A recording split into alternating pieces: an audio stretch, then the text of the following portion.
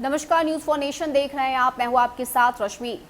राजनीति के रणनीतिकार माने जाने वाले प्रशांत किशोर की नजदीकियां कांग्रेस पार्टी से बढ़ चुकी है और ये बात किसी से भी छिपी हुई नहीं है। ऐसे में बात अगर हम करें तो इस वक्त राष्ट्रपति और उपराष्ट्रपति का चुनाव बेहद करीब है और इस चुनाव को लेकर बिहार में भी खूब राजनीति की जा रही है। एक तरफ कहा यह जा रहा है कि सीएम नीतीश कुमार भी राष्ट्रपति पद के उम्मीदवार होंगे, तो वहीं अगर हम बात करें तो मुख्यमंत्री नीतीश कुमार ने भी ये साफ कर दिया है कि प्रशांत किशोर से उनकी बातचीत होती रहती है। सही समय जब आता है या किसी बात को लेकर चर्चा करनी होती है तो फोन पर सीएम नीतीश कुमार की कई बार प्रशांत किशोर से बातचीत भी हुई है। ऐसे में कांग्रेस पार्टी अब एक नई रणनीति बना रही है, एक नई प्लानिंग बना रही है और इस प्लानिंग में सबसे बड़ा फायदा सीएम नीतीश कुमार को भी मिलेगा। अब ये फायदा किस प्रकार मिलेगा,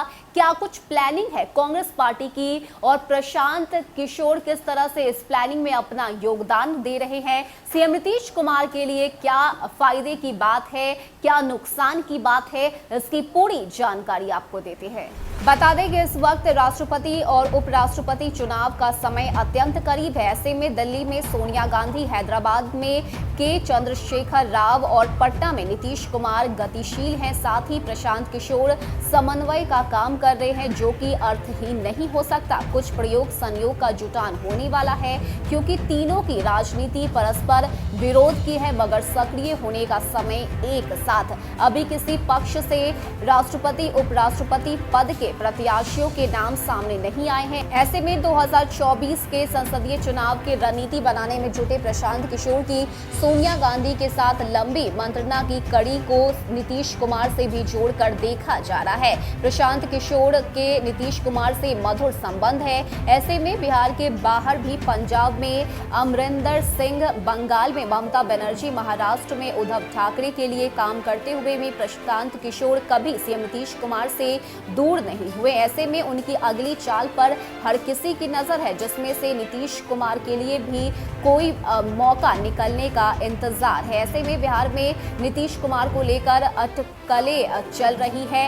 हर कोई उनकी राजनीति और उनके अगले कदम की थाह पर नजर टिकाकर बैठा हुआ है। तरह तरह के सवाल किए जा रहे हैं और जवाब में भी उतनी ही विविधता जो है वो देखने को मिल रही है। ऐसे में नीतीश कुमार के तौर तरीके से भी ऐसी अटकलों को हवा मिल रहा है, क्योंकि जिस तरह से सीएम नीतीश कुमार एक अन्य मार्ग से 7 सर्कुलर में शिफ्ट हुए हैं, इसको लेकर कई तरह की चर्चाएं बिहार में हो रही है। बता दें कि भाजपा के साथ बिहार में सरकार चलाते हुए भी नीतीश कुमार ने कभी अपने एजेंडे से समझौता नहीं किया, चाहे बिहार के विशेष राज्य के दर्जे की बात हो या फिर जातीय जनगणना का। कई अहम मसलों पर नीतीश कुमार ने जेडीयू का स्टैंड भाजपा से अलग रखा है। राजनीति में अलग ध्रुव पर खड़े तेजस्वी यादव की इफ्तार पार्टी में भी उन्होंने जाना सही समझा। उन्होंने परहेज नहीं किया और साथ ही साथ प्रोटोकॉल की परवाह किए बिना केंद्रीय गृह मंत्री अमित शाह की अगवानी के लिए पटना